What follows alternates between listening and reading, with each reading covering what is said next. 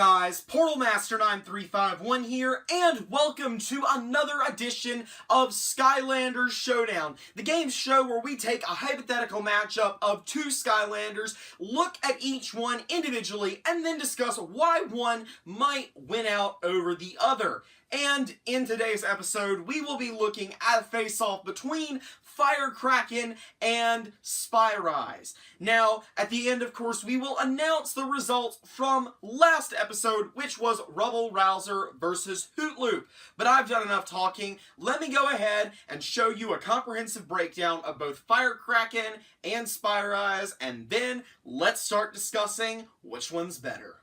Alright, and of course the first character we're going to be talking about today in Skylanders Showdown is Fire Kraken. Now for those of you unfamiliar with him, Fire Kraken is of course a Swap Force character of the fire element and is of the jump movement type, meaning he can spring around and he's all bouncy and he's got that little symbol down at his base. Very, very mobility based. Now his first ability is called Sparkling Strikes, and by doing that you can press his primary attack button and he basically just swings a staff and will damage any enemies that are nearby. It's a little sparkler staff, and as you can see, twirls it around like a baton and deals pretty good damage. Now for his second ability, it is Start the Show, and this allows him to create firework explosions behind him, and he can press it rapidly to do, lots and lots of fireworks, chained after each other. His third ability is Dragon Parade, and by doing this, he can press his third attack button and gets into the traditional Chinese Dragon Parade costume, and anything that he hits will be damaged. It works a lot like Pit Boss's Snake ability, but looks like a dragon, which in my opinion looks a little cooler. Now for some of his important upgrades, you have Glow Stick. This is just going to simply increase his damage output, makes his staff do more damage, pretty important. Another important one is Rising Fountain. This will actually allow him to charge up a staff attack and spin it around really quickly, as you see on your screen right there, and then he can do a slam downwards, and that's pretty much Rising Fountain for you. Another important upgrade will be on his top path, which is the path you would want to take, called Rising Charge, and after a Rising Fountain, your next ability is empowered. Your next normal hit is empowered. The big one is also really important, and this will allow you to light your tail on fire, kind of like a firecracker, and you can run, and as you run, or at the end, basically, you create an explosion like you can see. Now, Unstable Element increases this, the ability's power by actually allowing you to gain speed the closer the big one is to detonation. And for his Soul Gem, the bigger one just pretty much increases the power of the big one, and is actually one of the major reasons that I would say the top path is better for fighting someone one-on-one, is just because if you're going top path, your Soul Gem complements it. So that's a pretty good thing to take into consideration.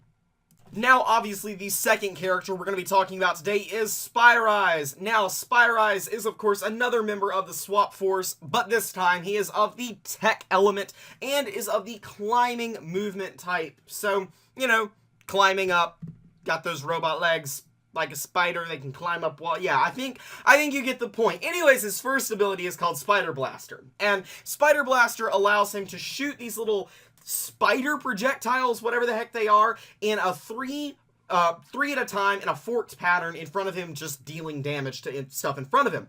His other ability is Super Spy Scanner S3, and by doing this, you can scan a nearby enemy and actually shoot a high-powered laser at them. Now, if you continue scanning them for a long duration of time, that little reticle fills up and you can actually get a read on an enemy's health and deal extra damage to them. Another ability of his is Spider Climb, and this allows him to climb there using his webs, and as you drop back down, you deal damage. The mines are not there by default, they're there when you upgrade. That is just an important thing to note. Now, for SPYDER's top half, you're going to want to go with the bottom path, and this is going to allow him to shoot web bombs and deal sizable area of effect damage. But the real important upgrade on his top half is going to be Spy with a Golden Hand or his Soul Gem. Now, this actually allows him to shoot 5 projectiles instead of 3 at a time, which is going to allow him to do a lot more damage and increase his damage output considerably. For his bottom half, Spider Mine is really important, as is the next upgrade, because it actually allows him to drop 1 or 2 Spider Mines upon his, spider rising thing, whatever you call it.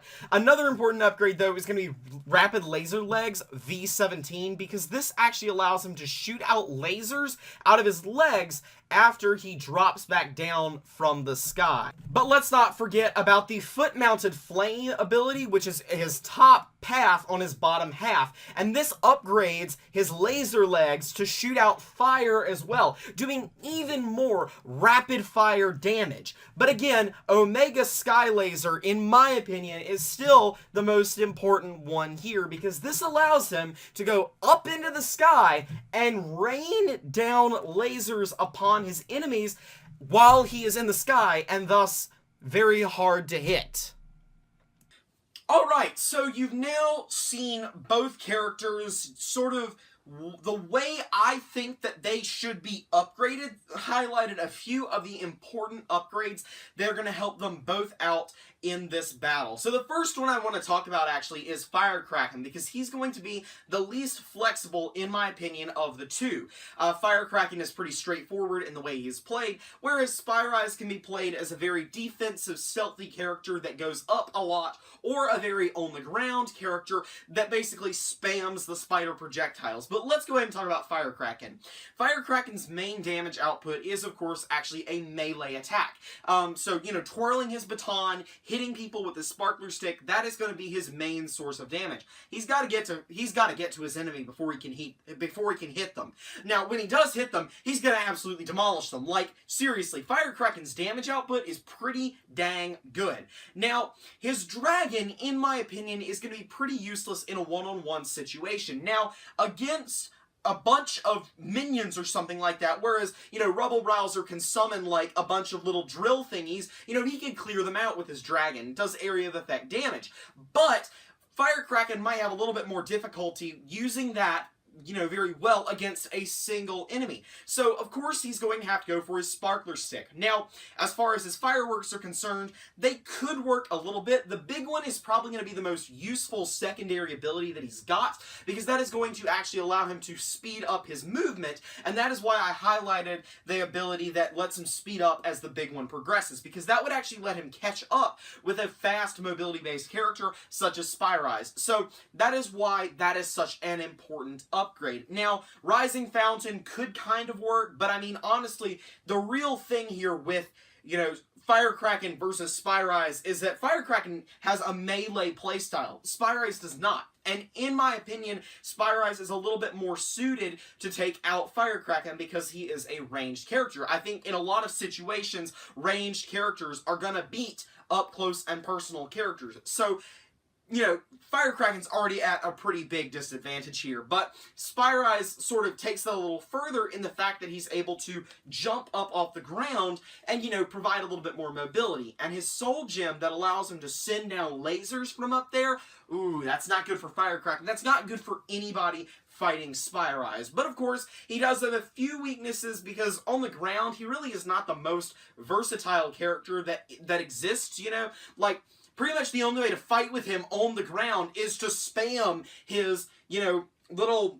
spider projectiles. The laser scanner is not really that great, and even though he can get a read on other characters' health and stuff, you don't need that in PvP because you can see each other's health. So really, it's a pretty tough battle just because if you're not willing to fight with Spyrise, you know, going up and, like, using the lasers and stuff like that on the ground after he comes back down, the laser feet, the flamethrower feet, it's going to be a pretty tough battle. But luckily, I don't have to make this decision. That is up to you guys. So tell me down in the comments who you think would win, Fire Kraken or Spyrise. I'm really curious who's going to win this one because I think I kind of know who's going to win, but I want to see if that ends up matching up with what, you know, I think. But anyways, now let's take a look at last episode's results. Now, last episode did not have the highest audience participation that I could have liked. It did get a decent number of views, but come on guys, I know you can comment. But anyways, last week, or not, I keep wanting to say last week's episode, but last episode ended up having a grand total of 2 votes for Hoot Loop and 4 votes for Rubble Rouser winning the battle. So that does mean that Rubble Rouser is the winner of the last episode and Hoot Loop does get banished. So that's pretty much it for now. Remember to like, comment, subscribe, and tell me who you think should win down in the comments, and stay tuned for the banishment of Hootloop. But anyways, that is all for now, so thanks for watching, and I'll see you guys next time. I mean, I'd say bye-bye birdie, but that's what I said last time. So I guess I'm just going to say what I just said, and that's going to be pretty much it. But anyways, bye-bye Hootloop.